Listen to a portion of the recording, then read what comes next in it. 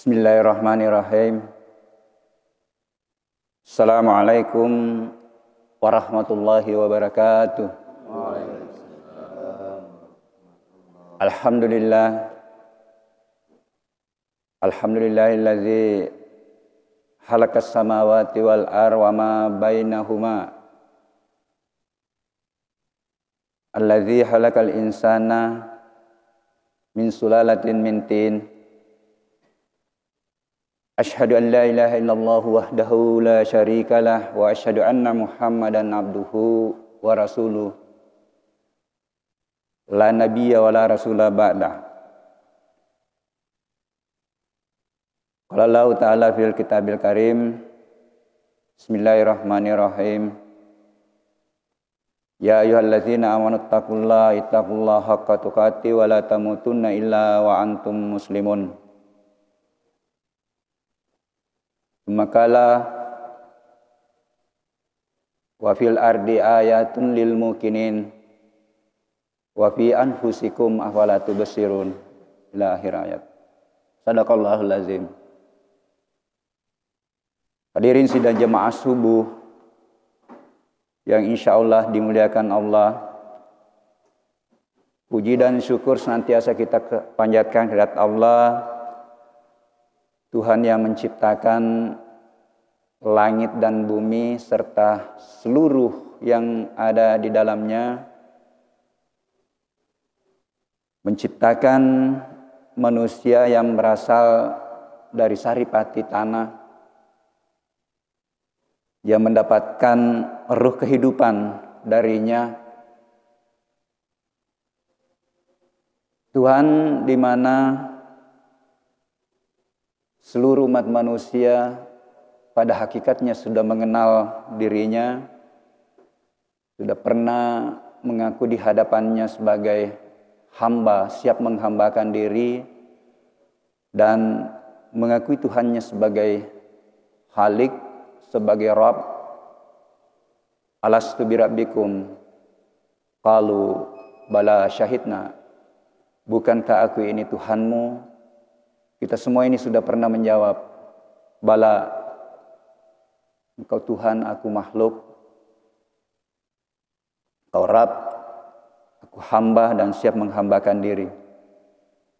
Sehingga sebagian orang berpandangan bahwa hidup di permukaan bumi ini sebenarnya adalah membuktikan syahadat, membuktikan kesaksian kita yang kita genggam keluar dari rahim, untuk mencari jalan mendekat kepadanya, kembali kepada fitrah kesucian sebagai jalan untuk bagaimana menuju pada keselamatan di dunia wal akhirah.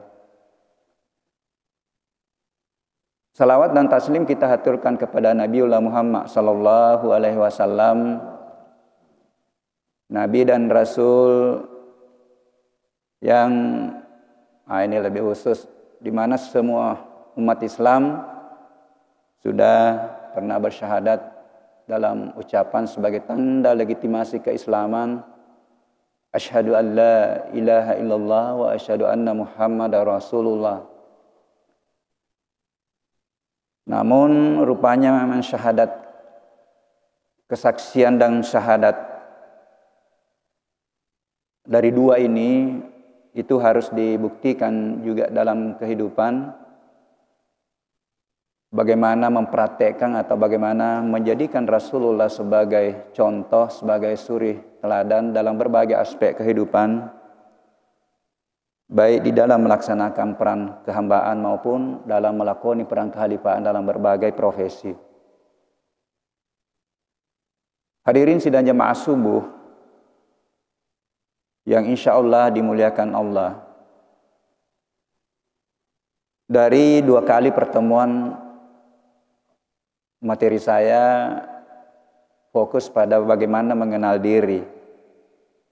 Dari pertemuan pertama fokus pada mengenal diri dari sisi peran untuk apa kita dihadirkan di permukaan bumi ini, yang tidak terlepas dari dua peran. Yang pertama adalah kita hadir sebagai hamba Abdullah. Aku tidak ciptakan jin dan manusia kecuali untuk menyembah kepada aku. yang berimplikasi kepada amalan-amalan ritual. Bagaimana sholat, bagaimana puasa, mana zakat, haji. Yang kedua adalah kita hadir sebagai khalifah. Inni ja'ilun fil ardi khalifah, yang terkait dengan bagaimana mengelola alam semesta ini, bagaimana kita hadir di permukaan bumi ini untuk memakmurkan bumi.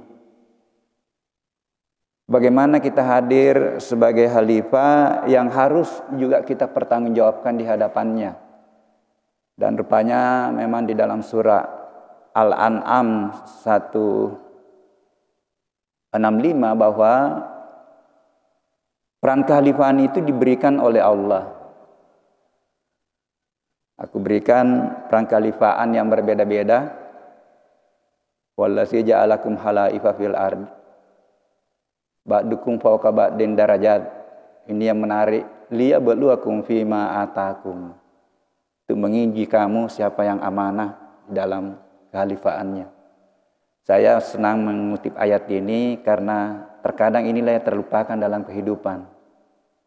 Dianggap biasa saja kalau kita diberikan amanah, kalau kita melanggar dari aturan-aturan dalam suatu institusi, dianggap suatu hal biasa-biasa saja, padahal itu juga adalah dosa. Karena sesuatu aturan yang sudah disepakati, ya harus komitmen untuk menjalankan aturan-aturan itu. Nah, ini menarik. Kemudian kalau tidak salah materi saya yang kedua itu mengenal diri dari sisi struktur tubuh, di mana bahwa kita pahami bahwa unsur tubuh kita ini adalah ada jasad, ada materi, ada inmateri. Ya, kalau dalam bahasa ini ada jasad, ada ruhani.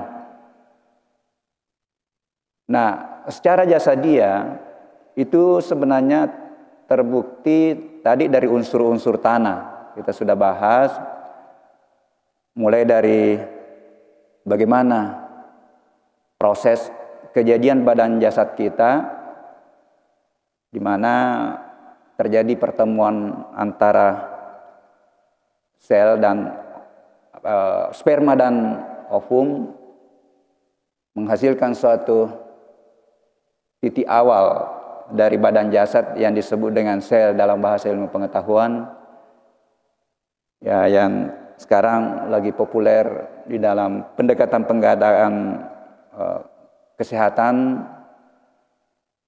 Bagaimana pendekatan kesehatan melalui stem cell, karena di sini banyak rahasia yang terungkap bahwa semua yang menyusun badan kita ini fisiknya berasal dari stem cell, dan di sini kebesaran Allah bahwa dari satu ini dia bisa berkembang menjadi satu manusia.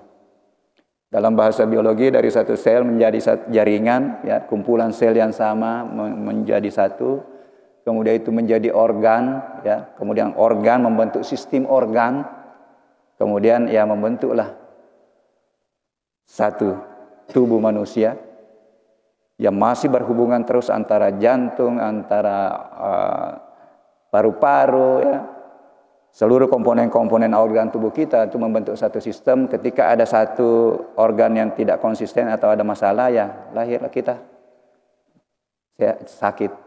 Jadi sebenarnya itu sakit adalah ketidakseimbangan reaksi-reaksi. Ya, saya lebih dalam lagi bahwa yang dimaksud Allah itu bahwa perhatikan dirimu bahwa aku ciptakan dalam kondisi yang seimbang sampai pada reaksi-reaksi kimia, ya, itu seimbang, itu terjadi keseimbangan reaksi di dalam tubuh. Karena ketika tidak terjadi keseimbangan, nah, itu cenderung menyebabkan terjadinya gangguan di dalam diri kita, dan itulah yang disebut penyakit. Nah, kemudian pada kesempatan ini saya mencoba lagi lebih mendalam. Karena tadi sebenarnya ini menjadi bahan renungan. Ketika kita mengkaji fisik itu tambah ke dalam itu sebenarnya ketemu dengan non fisik.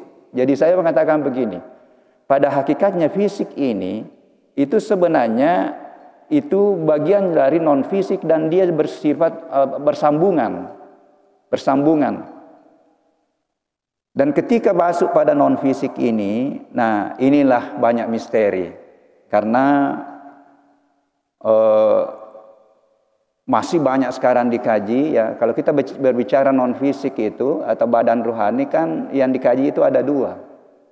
Yang pertama adalah yang terkait dengan jiwa. Yang kedua adalah yang terkait dengan ruh. Dan ruh ini sudah Allah memperkenankan itu urusanku. Ya. Itu urusan Tuhan itu. Tetapi dia juga sampaikan ada sedikit yang kau bisa paham di situ. Nah, minimalnya kita paham bahwa tadi satu stem cell itu, satu bakal badan jasad itu mendapatkan tiupan ruh. Summa sawwahu wa nafaha fihi min ruhi wa ja'ala lakumus sam'a wal absara wal afida qalilan ma tashkurun. Sehingga inilah yang mendasari saya bahwa pada dasarnya potensi dasarnya manusia itu sama. Potensi dasar. Dan bagaimana mengaktualkan potensi tadi ini, itu juga manusia itu diberikan alat yang sama. Penglihatan, pendengaran, dan kalbu atau akal pikiran. Tapi Allah memang menutup sayangnya sedikit yang mensyukuri. Yang mensyukuri ya bukan hanya dalam bentuk syukur, dalam bentuk ucapan bahwa alhamdulillah diberikan penglihatan, pendengaran. Harus lebih dalam lagi. Kalau kita syukuri penglihatan kita ya mestinya kita gunakan penglihatan itu sesuai dengan rambu-rambu yang ada dalam Al-Qur'an atau yang dicontohkan oleh Rasul. Ya. Nah, ini biasa di Hidayah katakan, apa fungsinya mata? Melihat. Kalau hanya fungsinya melihat, yang lain juga melihat, kambing juga melihat, elang juga lebih tajam penglihatannya. Nah, rupanya dalam Al-Quran katakan lihat yang baik, pakai untuk belajar itu mata kita. Nah, ini luar biasa sebenarnya. Ya, itu bentuk kesyukuran karena salah satu definisi kesyukuran memanfaatkan potensi yang diberikan sesuai dengan anjuran dari Allah. Ya.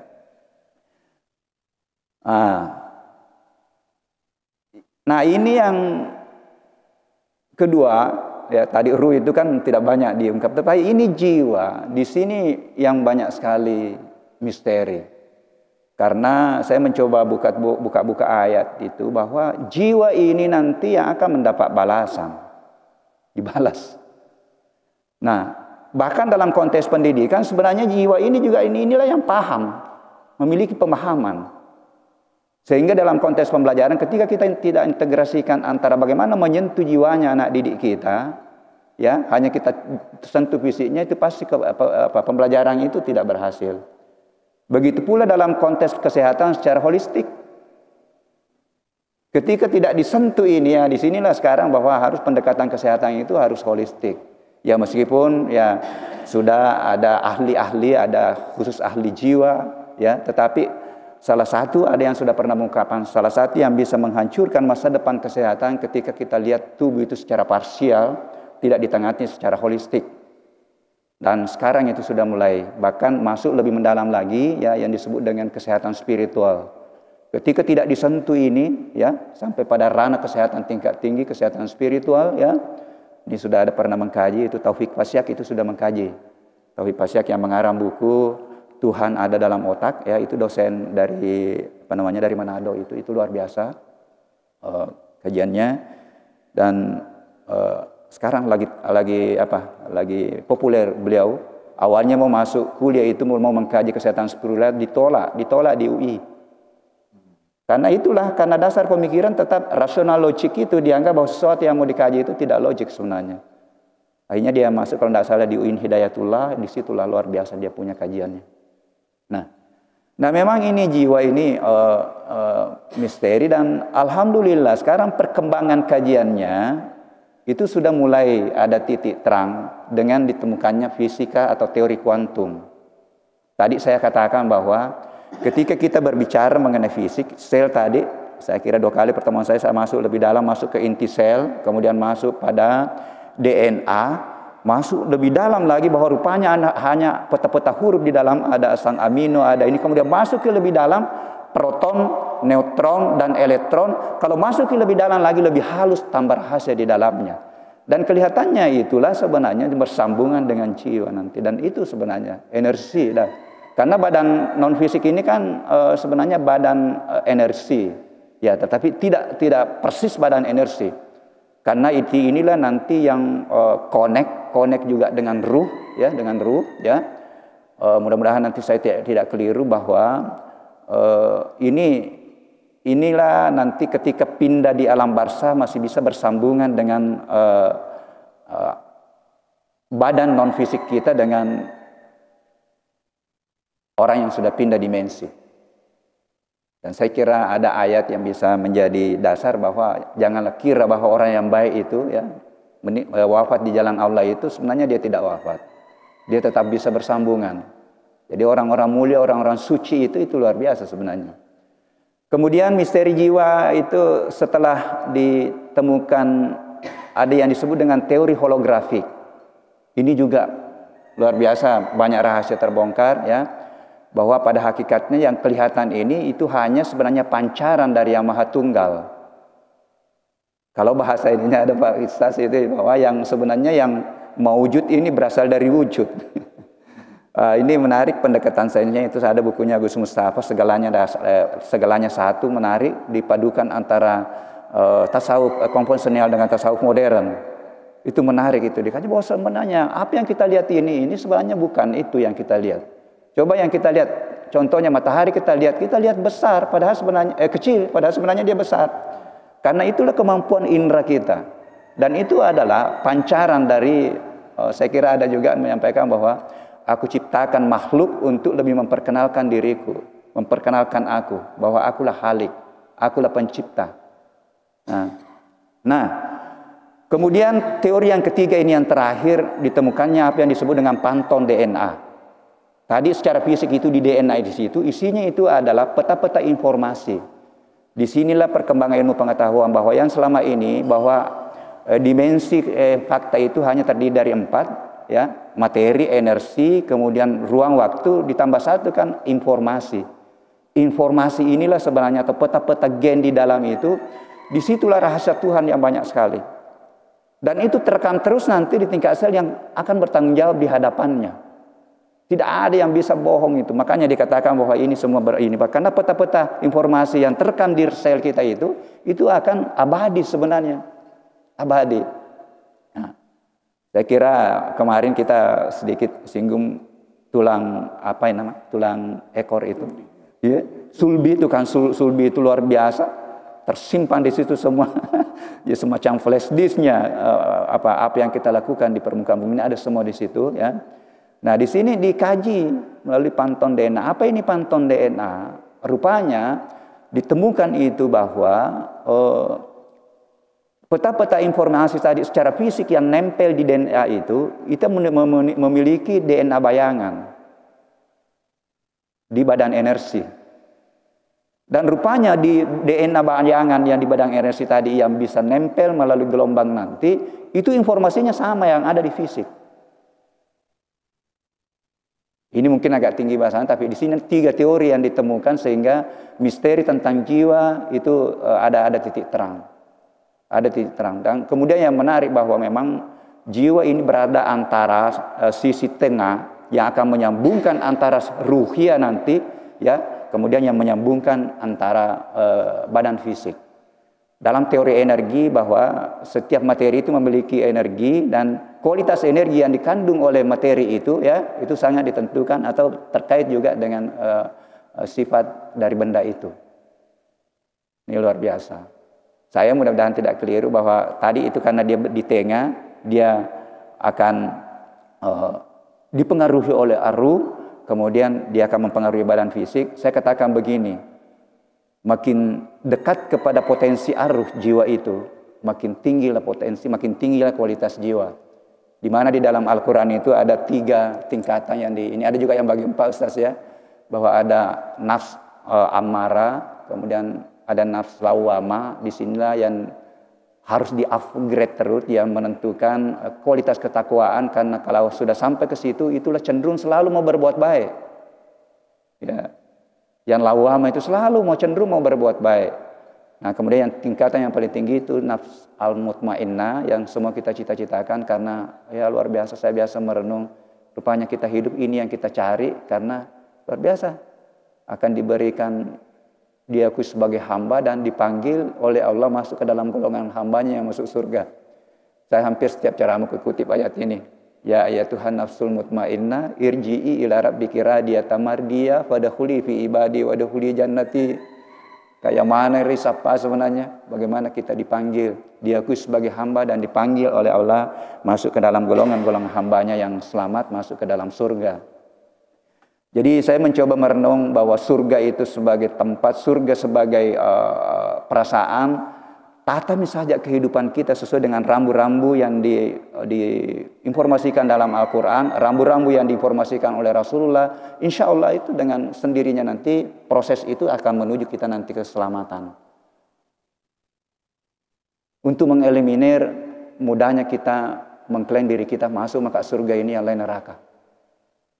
Karena sudah ada dalam informasinya dalam Al-Quran.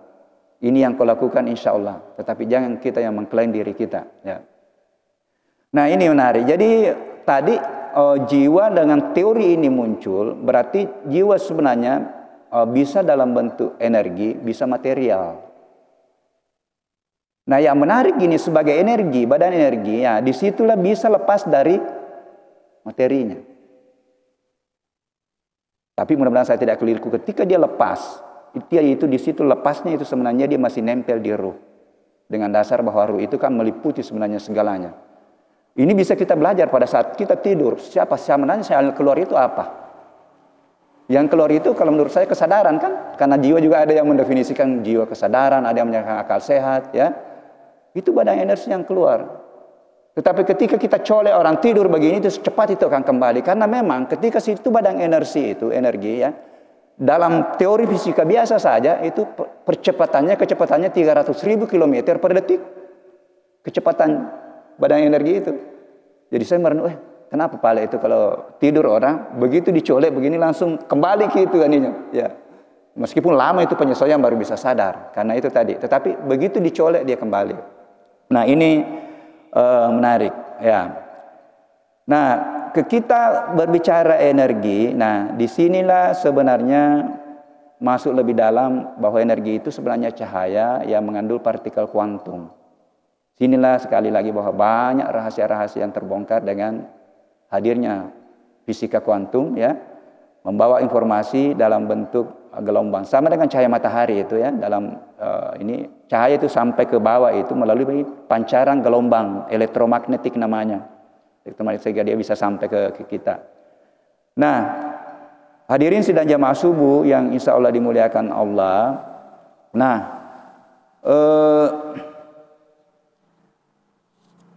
kemudian yang terkait tadi dengan jiwa perlu dipahami.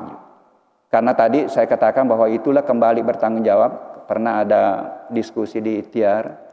Ya cukup Allah juga diskusinya karena sebagian yang mengatakan bahwa yang bertanggung jawab ke Allah itu kembali adalah ruh. Kalau saya bilang menurut saya, pandangan saya ini sebagai orang pembelajar yang bertanggung jawab adalah jiwa. Karena ruh itu kan bagian darinya. Ya, summa sawahu dia sebenarnya ya, sifatnya ya. Dan bagaimana mengaktualkan itu ya? Saya katakan begini bahwa makin banyak sifat-sifat mulia Tuhan yang diaktualkan dalam kehidupan itu ya, makin mendekatlah kita kepada kemuliaan. Apa itu sifat-sifat mulia? Misalnya tadi kejujuran, ya, kemudian keadilan. Ya, makin banyak diaktualkan itu, makin banyak tadi itu diaktualkan dalam kehidupan, ya, makin mendekatilah kemuliaan. Karena mendekati secara fisik itu ya makhluk ini sangat terbatas. Tetapi mendekati dia sebagai sifat, insya Allah itulah jalan untuk bagaimana mendekat diri kepadanya ya.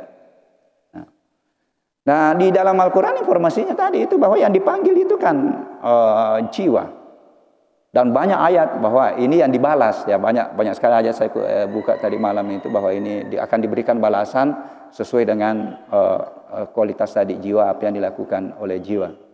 Nah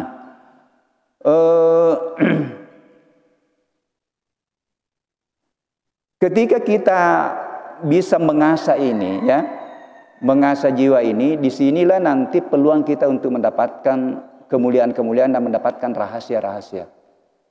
Dan bisa kita lihat, pelajari dari wali, pelajari dari orang-orang suci itu sebenarnya pada hakikatnya yang dia miliki adalah jiwa yang suci, jiwa yang bersih. Sehingga mudah saja dia mendapatkan kemuliaan-kemuliaan, dia bisa disaksikan atau dilihat di beberapa tempat. Itu sangat sesuai dengan tadi rambatan-rambatan cahaya. Dan saya mencoba juga melihat Pak Sas bahwa Rasul hadir di permukaan bumi ini adalah dihadirkan juga bagaimana mensucikan wa yusakkihim jiwa manusia. Jadi ada 3 itu mengajarkan ayat, ya, membacakan kitab suci, kitabun yang penuh dengan hikmah, kemudian mengajarkan pengetahuan yang belum kita ketahui, kemudian yang satu itu wa yusakkihim, dan mensucikan jiwa. Saya coba lagi merenungi itu karena saya temukan ayat, ya, bahwa pensucian jiwa itu bisa juga langsung. Karena ada ayat yang saya temukan bisa langsung Allah yang memberikan hikmah kepada siapa yang dikehendaki untuk disucikan jiwanya. Tetapi itu tadi bahwa bagaimana tadi itu prosesnya bisa kita belajar dari apa yang dilakukan oleh Rasul, apa yang dipraktekkan oleh orang-orang mulia, orang-orang yang disucikan oleh Allah, itu bisa menjadi pembelajaran untuk bagaimana kita memproses jiwa kita. Saya orang yang sangat optimis, saya biasa katakan begini, potensi itu ada semua dimiliki. Dengan alasan saya tadi, summa sawwahu wa nafaha fihi min ruh. Berarti potensi kewalian ada semua dimiliki oleh orang. Tetapi ya, itu tadi tidak mudah untuk menuju ke sana, ya. Tetapi semua wali itu prosesnya adalah pensucian dan memang ada kehendak. Menurut informasi kalau Imam Lafio itu adalah memang wali yang dikehendaki karena mulai dari kecil sudah mendapatkan. Ada wali juga memproses. Mulai bertahun-tahun dia proses pensucian diri, pensucian jiwa, akhirnya mendapatkan keistimewaan yang disebut dengan karamah, ya. Kalau Imam Lafio katanya itu memang mulai dari kecil, ya. Pernah hilang di laut, ya, menurut riwayat hilang di laut itu bapaknya itu sudah pasrah, sudah sekalinya sampai di pinggir laut langsung ada berteriak Abah. Ada, dia muncul dengan sendirinya. Dan banyak riwayat-riwayatnya, saya memiliki bukunya, ada 2 bukunya saya baca, luar biasa itu. Ya, kalau orang pergi menangkap ikan di ini, dia mengaji dulu. Duluan belakangan berangkat, tetapi pada saat kembali dia lebih banyak dia dapat daripada yang lain. Ya, dan ini semua bisa menjadi motivasi bahwa kalau pendekatannya orang bagus, ya, termasuk di depan mahasiswa itu saya sampaikan, nak, tidak setengah mati belajar kalau kau perbaiki pendekatanmu, karena Allah lah pemilik ilmu. Wattaqullah wa yu'allimukumullah. Bertakwa kepada aku yang memberikan kamu ilmu, pemahaman, ya. Apalagi kalau sudah sampai pemahaman yang mendalam terhadap hakikat dari keilmuan itu. Hadirin sidang jemaah subuh yang insya Allah dimuliakan Allah. Nah, sebagai jiwa sebagai gelombang, ya, sebagai badan energial tadi yang saya katakan bisa lepas dari materialnya, dan lepas pada material sebenarnya itulah yang disebut, yang sepakati sekarang sebagai maut. Jadi lepas dari badan material, jadi hanya badan material lepas, tetapi dia masih bersama dengan badan ruh. Ketika dia sudah badan energi, badan kuantum atau badan tadi ini, itu tidak terikat lagi oleh ruang dan waktu. Makanya orang suci itu tadi saya katakan bahwa kalau dia suci, keluar tadi itu anunya bisa dilihat di mana-mana. Jadi orang yang wafat yang mulia itu, ya, mohon maaf ini guru tadi dia sampaikan begini, Rasulullah itu, ya, lebih mobile untuk kita komunikasi ketika badan jasadnya pisah dengan badan energi, badan kuantumnya. Orang termulia di dunia. Jadi kalau kita dapat kemuliaan, ya, menurut riwayat juga kan Imam Al-Ghazali menulis kitab itu komunikasi terus. Ya, yakin bahwa kita tidak mungkin sampai pada tingkatan selevel dengan Rasulullah, tetapi makin banyak kita aktualkan, kita praktekkan di dalam kehidupan kita, baik yang terkait dengan amalan-amalan ritual, ya. Ini yang kita coba optimalkan, bagaimana salat tahajud, bagaimana salat sunnah, bagaimana puasa-puasa sunnah yang dianjurkan, bagaimana ini yang terkait kekhalifahan tadi. Saya bilang begini, Seluruh profesi yang pernah dipegang oleh Rasulullah itu kan semua di situ sukses. Satu kata kuncinya kenapa sukses? Kejujuran. Ditahu semua itu. Tetapi bagaimana mengaplikasikan atau memunculkan kejujuran dalam kehidupan ini di sini luar biasa. Tantangannya luar biasa. Jadi kata-kata kunci memimpin itu sudah dihafal mati semua, ada 4. Ini wali kota, calon-calon wali kota, dia tahu semua itu. Tetapi bagaimana ini menerapkan 4 ini di dalam kehidupan, dalam kepemimpinan, inilah tantangannya. Karena memang katanya ini, kehidupan ini adalah ujian. Kalau tidak mau diuji, jangan hidup. Kalau dia hidup, pasti diuji. Kenapa tadi ayat surah ke-6 165 selalu saya kutip, itu karena ini terkadang terlupakan. Yang nggak biasa nih, ditunjuki sebagai dekan, yang nggak biasa. Jadi saya bilang makin banyak posisi yang diberikan Allah kepada kita, peran kehalifaan, makin banyak tanggung jawab kita. Tetapi makin banyak juga ruang kita untuk bagaimana kita mengumpulkan amal-amal saleh, untuk bagaimana kita mencapai posisi kemuliaan di sisi Allah. La'allakum tattaqun, ya. Jadi saya katakan begini, bahwa mencapai predikat la'allakum tattaqun itu tidak terlepas dari dimensi amalan ritual dan dimensi tadi muamalah yang terkait dengan peran-peran kehalifaan yang diberikan kepada kita. Kehalifaan tidak terlepas dari 2 hubungan kemanusiaan, hubungan alam semesta. Ya, kalau ilmu saya terkait dengan hubungan alam, pemanfaatan sumber daya alam, itu juga diatur dalam Al-Quran. 43 ayat saya temukan itu. Jangan kamu berbuat kerusakan. Yang menjadi dasar utama atau grand teori untuk membangun teknologi pertanian ke depan. Jadi saya konsisten sekarang Pak Ustaz, bahwa membangun teknologi pertanian harus pegang 3, tidak lepas dari 3. Produktif, sehat, ramah lingkungan. Ramah lingkungan. Karena menuju ke sini ini sebenarnya perintah Tuhan. Kulu washrabu min rizqillah wala ta'tsaw fil ardi mufsidin. Cari rezeki, tetapi janganlah kembangkan teknologi ya untuk mencari rezeki itu dengan tidak berpihak atau tidak memperhatikan kelestarian alam. Dan sekarang sudah terbukti semua terjadi kerusakan di mana-mana itu akibat pemanfaatan sumber daya alam yang kebablasan. Karena tadi ya saya baru mencoba untuk bagaimana mengembalikan, saya istilahkan spiritualisasi keilmuan, bahwa ilmu apapun yang dikaji harus menyentuh nilai-nilai spiritual, di mana di dalamnya itu perintah-perintah Tuhan untuk merakit teknologi, merakit ilmu, ada semua. Ilmu politik ada, menarik itu, tafsir tematik luar biasa sebenarnya itu, luar biasa. Ada semua itu. Kalau bicara politik ini, katanya sains begini, tapi jangan hanya sampai di situ, katanya Tuhan ini. Ini yang hilang sekarang. Ya, berekonomi juga begitu. Kemudian bagaimana mengkaji ilmu pertanian juga harus. Saya kira itu mungkin yang perlu saya sampaikan dengan kesimpulan bahwa makin ke dalam kita mengkaji, ya, makin kita temukan rahasia. Dan ayat yang saya buka tadi bahwa wa fil ardi ayatun lil mukinin, bahwa di luar dirimu itu bertebaran tanda-tanda kebesaranku. Pelajari itu untuk menemukan aku. Wa fi anfusikum afala tubsirun. Di dalam dirimu, ini luar biasa.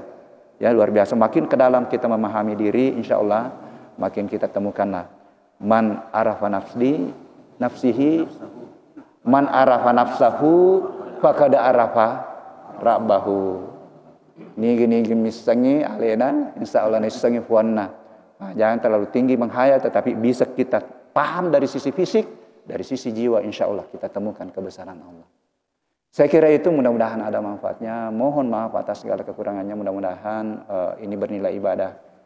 Kajian kita bernilai ibadah untuk menata hidup kita sampai pada tingkatan takwa yang sebenar-benarnya, takwa yang mendapat predikat kemuliaan di sisi Allah.